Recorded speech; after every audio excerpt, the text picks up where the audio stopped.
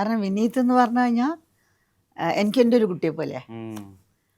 അപ്പോൾ വിനീതൊക്കെ പൊട്ടിച്ചിരിക്കുന്നത് കണ്ടു കഴിഞ്ഞാൽ എനിക്കപ്പോൾ മനുഷ്യ ഓർമ്മ വരും. കാരണം ആ രണ്ട് കുട്ടികളും ഒരുപോലെ ഞാൻ എന്താ പറയുക കൈവളെ വളർത്തിക്കൊണ്ടെന്ന വരി എന്ന് പറയാം. കാരണം അത്ര ചെറുപ്പത്തിലാണ് അവർ സിനിമയിൽ അഭിനയിച്ച്. അങ്ങനെയാണ് അവർ തമ്മിൽ കുട്ടികൾ കാണുന്നത്. അപ്പോൾ രണ്ടും ഭയങ്കര തമാശ. മനുഷ്യ കുറച്ചുകൂടി കുസൃതി ജാസ്തിയായിരുന്നു, വികൃതിയായിരുന്നു.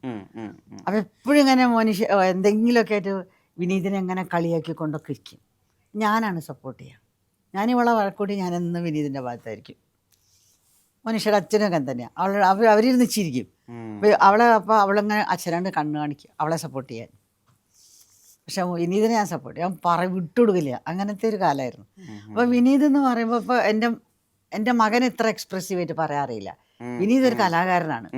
അപ്പോൾ വിനീതിനെ സത്യമായിട്ട് ഈ പുസ്തകം എഴുതാൻ തുടങ്ങിയപ്പോഴും ഒന്ന് ഇതിൽ മോളെ പറ്റി എന്തെങ്കിലും പറയണമെന്ന് ആദ്യം ഞാൻ വിളിക്കുന്നത് വിനീതിനെയാണ്. വിനീത് എങ്ങനെ ഒരു ബുക്കിൻ്റെ കാര്യം കുറേ കാലമായിട്ട് എഴുതിക്കൊണ്ടിരിക്കുകയാണ്, അതിലേക്ക് നമുക്കൊരു ഫോർവേഡ് വേണം എന്ന് പറഞ്ഞു. ആൻറ്റി എനിക്ക് കുറച്ച് സമയം തരുമെന്ന് പറഞ്ഞു. അങ്ങനെ വിനീത് കംപ്ലീറ്റ് ഇത്രയൊന്നും അല്ല വോയിസ് മെയിലായിട്ട് എനിക്ക് അയച്ചു തന്നു. കാരണം എഴുതാൻ നേരമില്ല. അപ്പോൾ എഴുതിയാൽ എത്രയ്ക്ക് എഴുതാനെങ്കിൽ വോയിസ് മെയിലിൽ പറയുന്ന അത്ര എക്സ്പ്രഷൻ നമുക്ക് എത്ര എഴുതിയാലും അതിൽ നിന്ന് ഞാൻ ആൻറ്റി ഇനി എന്ത് വേണമെങ്കിൽ ഇതൊന്നും എടുത്തോളൂ. അങ്ങനെയാണ് വിനീത് എനിക്ക് ആദ്യമായിട്ടുള്ള ഫോർവേഡ് തന്നത് വിനീതാണ്.